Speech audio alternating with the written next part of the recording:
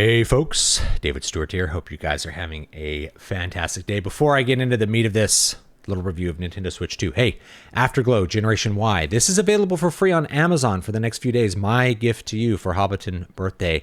This is my literary collection of stories about kids like me who were born in the 80s and problems of growing up and Peter Pan syndrome and all that kind of stuff. So it's an interesting little book. My heart is definitely in it. Please check it out down below. And you can actually get another free book by joining my mailing list, dvspress.com/list. So please do check that out as well. Now, let me talk about the meat of the topic here, the Nintendo Switch 2. Yes, I bought it. I got it on launch day and I've played with it for a week. And I thought I would give you some of my thoughts about it, whether you should buy it or not. Now, I came out with two videos released at the exact same time. One was 10 reasons not to buy the Nintendo Switch 2, and one was 10 reasons to buy the Nintendo Switch 2.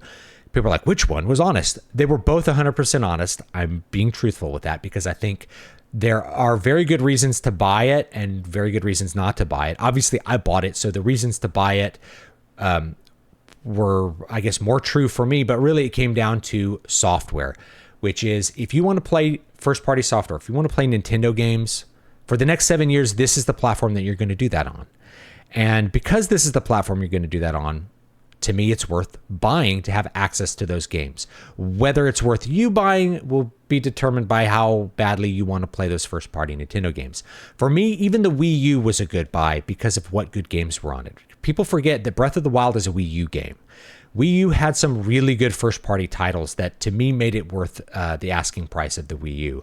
And the Switch had great first-party titles, and it had a bunch of third-party stuff. You know that if this sells well, and this is apparently Nintendo's fastest-selling console of all time, that you are going to get a lot of third-party titles access to it as well. So this is a 5 to 7 year thing where am I looking to buy access to games in this format, right? Handheld format plus plug into the TV for the next 7 years, including Nintendo games, which are really good first-party games. The answer is yes. Then this is worth buying. Now, there's some other. I mentioned this was the fastest-selling Nintendo console. Apparently, there was some really good news about this. Now, I pre-ordered this, but when I went to Target to buy another controller because I found one of my controllers had died, and we really wanted to play 4-player Mario Kart because that's really fun.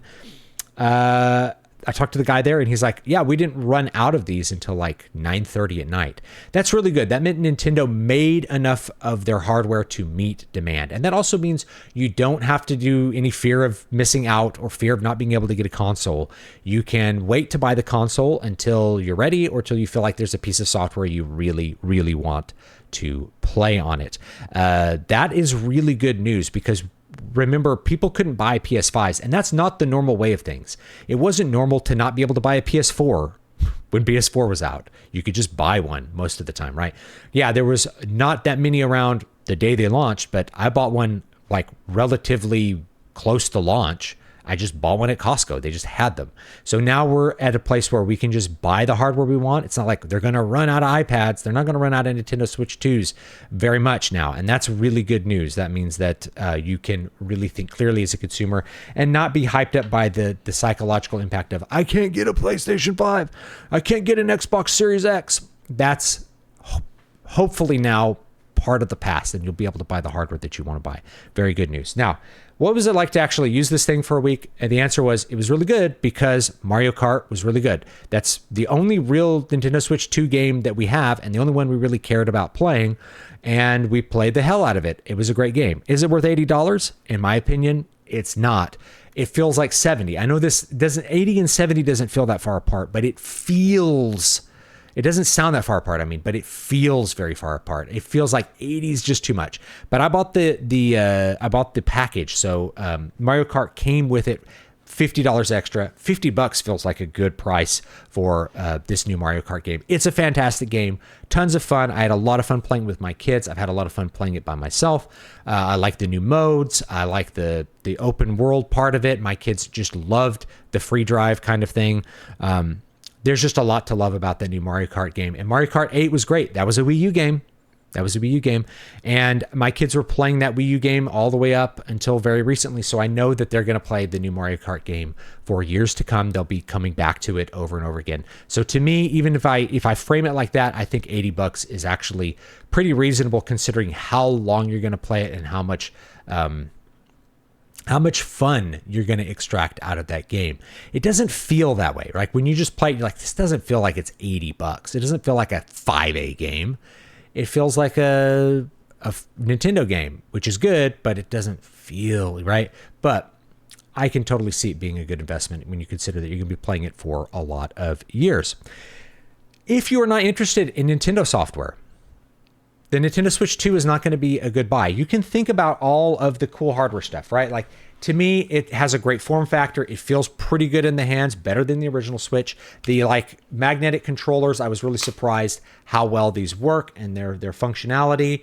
The sticks feel better than the other Switch. Basically, this is the original Switch, but just better in every single way. And that's, I think, what people wanted.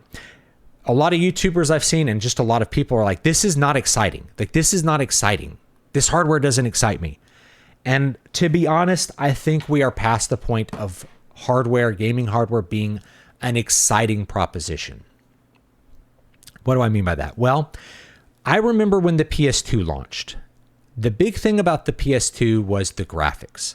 There was such a fidelity leap between PS1 and PS2 that it was like people thought the PS2 looked like real life. They were blown away by what the PS2 looked like. It was exciting to buy a PS2. It was exciting to buy a PS3 because, again, giant fidelity leap between PS2 and PS3. Was it as exciting to buy a PS4? I don't think so. It wasn't as big a leap. PS4 to PS5, it was exciting only because you really couldn't get it. But this meme about there's no games on the PS5, there's actually a crap ton of games on the PS5, including some exclusives that I think are really good. But it's really just that it doesn't look that much better than the PS4 to like the normal observer. It certainly doesn't look 7 years better. It's not as high a fidelity leap as what we used to get. So it's not exciting. This is not exciting because it's some great leap in technology. The original Switch was very exciting because it was a handheld that you could hook up to your TV and then play your games on your TV. Now, that actually wasn't new. The Sega Nomad did that in the 90s, guys. And there was actually built-in video output on the PS Vita. Sony could have done it back in 2012. They didn't enable it. You have to enable it with, if you hack your PS Vita, which I still think is the best handheld ever made, you can actually output it to your TV. And I have streamed PS Vita games by plugging it into my PC and having video output go there. Anyway, the Switch 2 was exciting because of that. Because it was like, oh, I get to have a full gaming experience on the go and hook it up to the TV. One console that does it all. That's very exciting. This is not exciting because it's just what we've seen before. And I had that in the videos. It's just the same stuff we've seen before. But that's what we really ought to expect now is that hardware is not exploding. It's not having technological leaps of realism or fidelity or beauty. And the gimmicks get worn out, right? We've seen a lot of gimmicks come and go. Somewhere along the way, we landed on this. This is the ideal controller. I don't like the cross on this particular Xbox controller, but this format of there's two sticks, maybe offset, maybe close, some buttons like a Super Nintendo, shoulder buttons, and a couple, some triggers. This is the ideal controller. And we landed on this more than 25 years ago, actually. And we keep coming back to it. The Nintendo Wii came out, it had motion controls, and we were so psyched the night that came out. We stood in line and bought it. Me and my now brother-in-law, who was able to buy his Nintendo Switch 2 by just walking into a store and getting it. Great news, right? We were so excited to have those motion controls. Then a couple months into owning the system, what did we find out through use? The motion controls are not very fun. And every time I was using a motion control to do something, I'm like, this would probably be better on a controller. So for like 9 out of 10 games, with the kind of exclusion to certain, first-party Nintendo games, a regular controller would have yielded a much better experience because this is sort of arrived at through evolution, whereas the new big gimmicks are just big concepts that you apply, like the Kinect, right? The Kinect is a cool concept. Is the Kinect better for playing games than a controller? No, right? The PlayStation Move, great concept. Is it better than using a controller? No. We've had the same thing with VR controllers, right? VR controllers have kind of landed on these two controllers with buttons on them, right? We evolve into a place where we create an input device through iterations that is ideal. And this is the one that we landed on. So Nintendo was really just going with this. The Joy-Cons were a gimmick that was like, yay, you can split this in half. And sometimes there's some functionality there. But mostly it's that same setup. And the Wii U had that. The Wii U went away from motion controls, which mostly sucked, though you could play Wii games with motion controls, and went to standard controllers. So we've had most of our inputs have been pretty much the same. We have seen VR kind of come and go, but while I think VR is really cool, it didn't stick as well as I think a lot of people hoped and wanted it to. What are we back to? Looking at a display, controlling a game with a controller or with mouse and keyboard if you're playing PC games and stuff, and that's the way that we've landed on. So it's more about how we iterate the hardware. We're not going to see big jumps in fidelity, and then you're buying a piece of hardware to have access to games. And I think that's why a lot of game companies are buying up, the big boys are buying up game studios. It's because they know that the money's actually in selling the software to the consumer, and the hardware is just a way to kind of normalize what you're making the software for, maybe make a little bit of money, but you're really selling the hardware to people so they have access to the software, and you need to make a lot of money on the software. So some alternative recommendations for people if you are not interested in Nintendo games. I think the Steam Deck, I bought the Steam Deck at launch as well too, because I was very excited. What was the big gimmick of this? It was just play your Steam Deck library on the go in a Nintendo Switch format. This also will hook up to your TV, by the way, and it works great. So the Steam Deck, if you have a big Steam library and you're a PC gamer, take your PC games on the go. This is probably a better buy than a Nintendo Switch 2. If we're getting into technical stuff, people are like, oh, the Nintendo Switch 2 performs better. That's not what it's about anymore, okay? The differences in performance, right? I can play Oblivion Remastered on this and play it on my PC. All right, I could play new games on the Steam Deck, and that's pretty exciting. And I could play old games. I could play Overlord on my Steam Deck. I could play Knights of the Old Republic on my Steam Deck. There's all kinds of cool old games. I could play Fable on my Steam Deck that I can play on my Steam Deck. It has a gigantic library. So it's a great buy, I think, still for people who are interested in PC gaming and aren't wanting to deal with the Nintendo Switch 2. Most of the talk about like anti-consumer stuff with the Nintendo Switch, I think you're going to see that from almost any platform on some level. One thing that I was very encouraged by is that you can use your old controllers. Now, I bought the new Pro controller. I don't have it in front of me, but I bought it. Is it worth $85? In my opinion, not really. It feels like a $70 controller. So again, it feels overpriced. Still, though, I'd say it's the best controller Nintendo's ever made. It is higher quality than the Pro controller for the original Switch. And just generally everything on it works better, feels better. The sticks feel way better. The sticks feel amazing.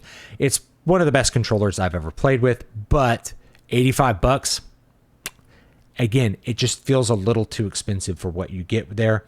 But I did buy it so that we could do 4-player Mario Kart. You can still use all of your old controllers with your Nintendo Switch 2, including, I think, your Joy-Cons, though you have to like hook them up manually because you can't like click them on. You can even use those as controllers for your Nintendo Switch 2. So to me, that's very pro-consumer, and that's even more pro-consumer than what Sony did with the PS5, where you could play with your PS4 controller and your PS5, but only your old PS4 games. If it was a PS5 game, you'd have to buy a DualShock. So I think it's a little bit better of Nintendo. It's very nice that they are just reusing their controllers, because we're not changing our control schemes here. We're using the same control scheme we've used for 25 years now. So there's really no reason to make people buy a whole set of new controllers. And that's the same thing with Xbox. I think you can use your older Xbox controllers with your new Xbox, which is good, right? Because we're not doing small iterations of the controller, it works the same way. So you should just be able to use your old controller for whatever you're doing there. Anyway, that's my thoughts on the Nintendo Switch 2. Whether it's a good buy for you really just depends on what the software you want to play on it is. I think if you buy into a Nintendo Switch 2 early, I'll give you reasons to buy into it early, is that you have the full length of the hardware. Mario Kart 2, or the new Mario Kart game, Mario Kart World, is really fun. If you have people to play it with, especially kids, it is a mammoth good time. It is absolutely a great experience, especially now that we have summer coming up, to take a couple days and just really play with your kids. There's going to be new software that's coming out for it that's going to be good. It's really all about the software. The other new stuff, like, better SD card and that kind of stuff, that just goes along with the fact that this is a Switch, Nintendo Switch brought forward. It's just better in every way. The other reason that you might want to buy it early is for hacking purposes. The original Nintendo Switch had more vulnerabilities for hacking your system to play like unsigned software and that kind of stuff. So if you're one of those people that might be interested in that, this might be an opportunity, might be why you want to buy that hardware, because apparently people have already found exploits with it. So if you're on that side of people, then the earlier hardware is probably good, but you may be able to buy that later on anyway, probably at a discount. So it just depends what you want to get it for. But anyway, I think it was pretty good for what it was, and I'm looking forward to playing more with it. There's not a whole lot to play on it right now. It launched with Mario Kart World and a couple of other games that I just wasn't super interested in, as well as games that I've already played, like Cyberpunk. I've already played that on the PC, and I'm done with Cyberpunk. I don't need to buy it again. I don't need to play it again. So that might be a sell to people who don't have a gaming PC and didn't have a PlayStation to play Cyberpunk on, or maybe Elden Ring is coming. I don't know. So if you didn't play those games, this is probably an opportunity to play those games and have them be portable. But I think it's not a big sell. I think those first party titles that are coming down the pipe are going to be the bigger sell. And so I imagine some people can wait till those come out, and chances are you're going to be able to buy the hardware. You don't need to scramble to get it now. There's going to be more that are made, and you're probably going to be able to buy one later on if you want to wait. So anyway, that's my thoughts on Nintendo Switch 2. It's all about the software, and overall it's a good piece of hardware. I think it works really well. And I can't ask too much more than that. The last thing I would say was OLED. People talking about the OLED, right? This is the difference between normies and like tech bros. I said this is a non-tech bro demo. I'm a little bit of a tech bro, right? I love gaming hardware, and I can really tell the difference between an OLED and a regular LCD panel, even an HDR LCD panel. It's in the blacks, right? Normies can't tell the difference, especially in practice. Now, they can go to Costco and they can see the LG TV that's on display, and it shows the deep blacks and the bright. They show like some flower opening up. They're like, whoa, that TV looks great. But what do? They go home and they watch just regular content on it, and then it just looks like a regular TV to most people. They can't really tell the difference.